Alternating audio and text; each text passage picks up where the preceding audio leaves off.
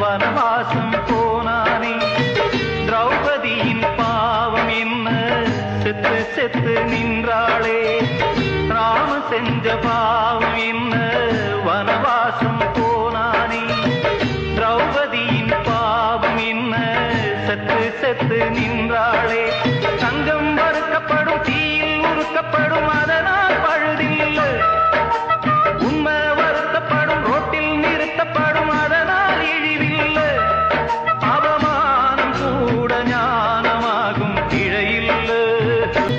புத்தகத்தில் உள்ளதெல்லாம் புத்தி என்று ஆகாது